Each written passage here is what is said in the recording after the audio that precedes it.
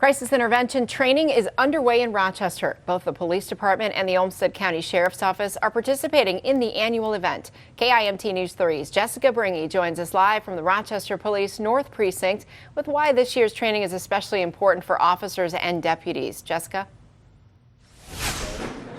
Amy, the departments are reporting an increase in the amount of crisis calls, and whether or not that's due to there simply being better documentation or due to a reduction in the stigma surrounding mental health calls, resulting in more of them happening, it's important law enforcement is up to date on how to handle those calls. The crisis, any situation in which a person's ability to cope is exceeded. During a 3-day training, Rochester police officers and Olmsted County Sheriff deputies are receiving 40 hours of intensive training focused on crisis intervention. An ability to understand people that are in crisis and connect them with resources within the community in order to help them recover.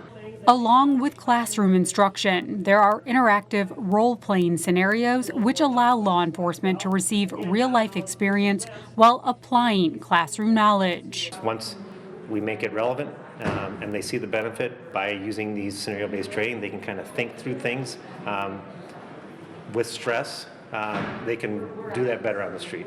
The crisis intervention training going on in these rooms here behind me typically happens once a year. However, it had to be postponed in 2020 due to the pandemic. So this is the first year back. And not only that, it's the first year it's being held in this new facility on River Parkway Northwest. It's awesome. In the past, we'd have to rent out a facility that is able to have breakout rooms, which there are a lot across the city, but it's expensive. To be able to do that here is, again, cost savings for the city and county, and hopefully gets us to be able to host this more often because, the facility fee is no longer an issue. The departments hope to get law enforcement trained in crisis intervention tactics at the same level as they were pre-pandemic, which is around 80 to 90%. Right now, about 65% are trained. Really, the goal is 100% of our patrol officers trained in CIT de-escalation tactics. That's the goal, and this hosting the training here is helping us get to that goal. Today, the focus is on classroom-based instruction. Tomorrow, they'll switch to scenario-based role play, which will include hired actors. That will continue until Friday. Live in Rochester, Jessica Bringy, KIMT News 3.